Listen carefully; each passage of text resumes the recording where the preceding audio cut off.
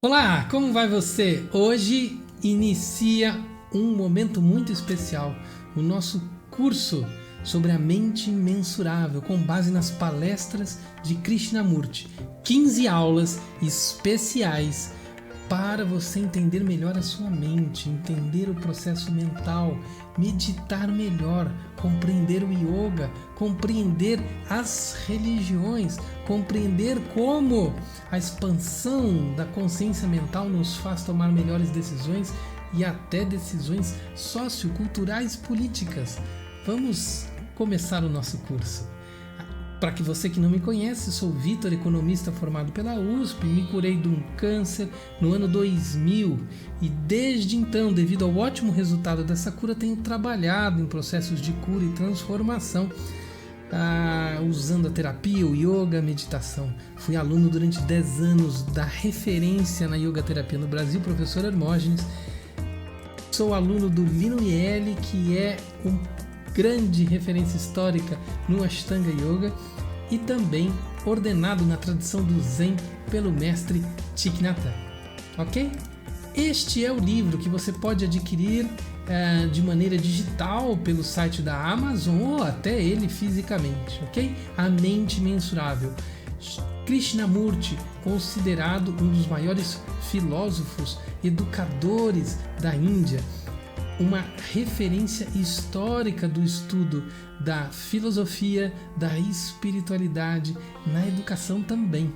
Então, eu sugiro que, se você não conhece nenhuma obra do Krishnamurti, essa é uma obra que vale a pena conhecer. São ótimas as 15 palestras que compõem este livro, A Mente Mensurável.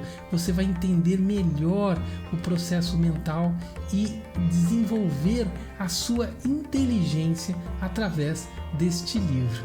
Aqui nós temos então o início desta primeira aula, tá ok? Ele diz o seguinte, que ele vai abordar a temática e o estudo através de uma conversa entre duas pessoas, entre você e o orador, que é ele que está falando, já que nós estamos retratando uma palestra. Ele se coloca numa posição de diálogo com quem escuta. Então ele pede para que as pessoas não se prendam em dogmas, em conceitos, em estruturas já formadas, mas que desenvolva o raciocínio junto com ele a partir da própria experiência, a partir da própria maneira de ver o mundo, tá? Somos dois amigos profundamente preocupados com o que está acontecendo no mundo, a confusão, o caos, a anarquia que existe pelo mundo. Ele estabelece um ponto de partida. Somos iguais e observamos o mesmo mundo, o que está acontecendo com o mundo, a confusão gerada neste mundo. Vamos observar isto? É um convite à reflexão. E ele diz, explorando, investigando, nunca nos submetendo ao que o outro diz. Reflita e veja se o que está sendo dito tem valor, tem validade, se isso é verificável, se na sua experiência, no que você observa, né? Esses parâmetros para o diálogo que ele quer, né, neste momento da apresentação, estabelecer com quem está escutando. O orador não tem autoridade. Isso é uma maneira maravilhosa que Krishnamurti mostra muita segurança. Ele não se coloca numa posição de autoridade em relação aos alunos, em relação aos que estão escutando. Ele se coloca numa relação de reflexão junto, uma reflexão feita em conjunto, ok? Então, vamos em frente. Somos seres humanos, seja qual for o país a qual pertençamos. Ele trata dessa temática porque existem diferenças culturais entre diferentes países, né? Existem diferenças de hábitos, de fala, de valores, de acordo com cada país. Mas ele tenta estabelecer essa base comum, né, da sua reflexão de que somos seres humanos. Nós temos por detrás dessas diferenças culturais uma base em comum. Inseguros, todos nós, tentamos encontrar uma solução no passado e nos voltamos para nossas tradições. Porque temos uma segurança interna, nós buscamos nos referenciar em coisas que são da tradição, em histórias, em experiências vividas. Nós não nos abrimos para a experiência nova, nós não nos abrimos para a reflexão, porque por insegurança, por medo, nós nos preferimos deter em reflexões feitas, em hábitos, em imposições ou circunstâncias repetidas pelas tradições. Então, quando estamos incertos, confusos e muito perturbados, nos voltamos para algum tipo de autoridade, algum tipo de livro ou ao passado para encontrar uma direção. E ele aqui questiona algo que, se você estudar, a gente não vai ter o espaço nessa aula, né? Nós temos um outro vídeo que conta a vida de Krishnamurti. Eu vou deixar no card dessa aula, você vai poder achar, né, aqui em cima, e aí você vai poder saber mais sobre a vida dele. Mas ele sempre foi um questionador da autoridade, porque eles dizem que as pessoas se prendem muito à autoridade, elas se espelham demais na autoridade e não fazem o seu desenvolvimento, não fazem o seu próprio desenrolar, o seu próprio as suas próprias avaliações, suas próprias decisões, suas próprias reflexões. Elas estão por insegurança, sempre buscando uma autoridade, transmitindo o seu próprio processo de iluminação, de decisão para esta pessoa. Qual a causa raiz de toda essa confusão? Porque quando se encontra a causa, pode-se exterminá-la. Aqui é um preceito que isso aqui é muito explicado na tradição budista, que também é um preceito usado na medicina, que é: se existe um problema, eu devo buscar a causa do problema, né, para eliminar o problema. Então, na própria metodologia do tratamento médico indiano, da medicina budista ou da tradição budista, a busca da causa é a forma de tratar o problema. Então, sempre identificando todos os fenômenos, quais são seus fatores causadores, suas condições causadoras. Agora, vamos em frente aqui.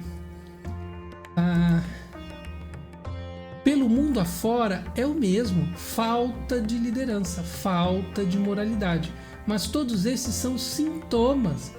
Nós vemos a questão das lideranças e aí o nosso descontentamento com as lideranças, a nossa frustração com as lideranças.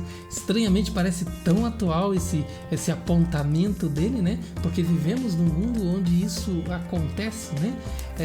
Hoje em dia, e essa palestra aconteceu há muitos anos atrás, e mesmo dessa forma ela parece tão atual, porque nós passamos essa condição, colocamos essas pessoas nessa condição de liderança, e aí nós temos a frustração que surge disso, desse empoderamento que nós fazemos em relação a essa situação. E ninguém pergunta por que temos que ter guerra, por que temos que matar uns aos outros, assassinar uns aos outros. Então ele vai mostrar que não só a questão de dar poder, mas que essa pessoa de poder, que nós transmitimos o poder para essa pessoa, e aí essa pessoa, para se justificar, cria situações de guerra. Veja que ele está ilustrando: você pode criar preconceito, você pode criar inimigos, você pode criar inimigos políticos, você pode criar inimigos sociais, inimigos de outros países, inimigos ideológicos, né? Essa é uma forma de um fraco líder tentar sustentar a sua liderança, mas ele vai dizer que isso é efeito, isso não é a causa. A causa está em nós, e aí ele vai apontar isso daqui a pouquinho. Mas a causa disso é que você vive na ilusão de que seu país deve ser protegido. Veja aonde isso chega. Então, a partir dessa insegurança que nós temos na nossa estrutura, nós vamos começar a querer defender coisas, defender o nosso país, defender o nosso grupo, né? Então, aí ele aponta: este problema que é porque nós, seres humanos, nos tornamos o que somos, confusos, inseguros, e seguimos qualquer líder que apareça, enquanto o país se rompe com o prosseguimento da fragmentação.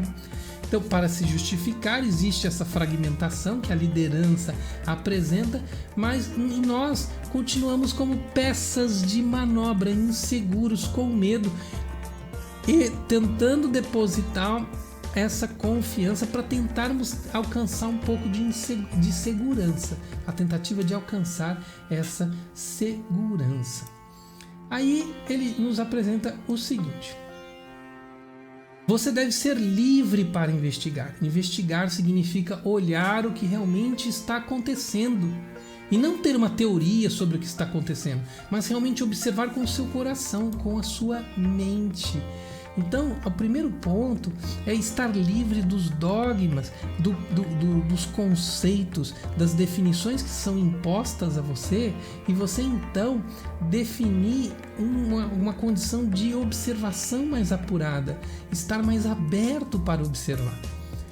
Você culpa o ambiente, que é o governo, sem um líder apropriado. É essa a causa? Significa que você tem você está apoiado inteiramente na autoridade? Então nós falamos, porque culpa deste presidente, culpa daquele presidente, culpa deste governador, culpa daquele, e culpa daquele guru, daquele professor.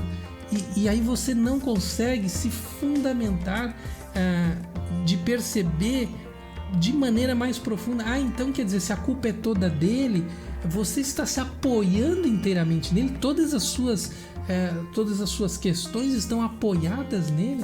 Então essa é uma interessante questão que ele traz.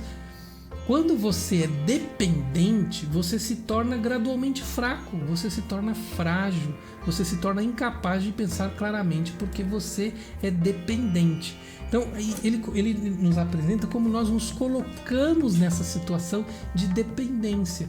Nós empoderamos, né, essa forma de decisão, essa forma de fé, né, nessas pessoas. E aí nós perdemos a nossa condição de análise, a nossa condição de reflexão profunda e de solução, obviamente, da questão.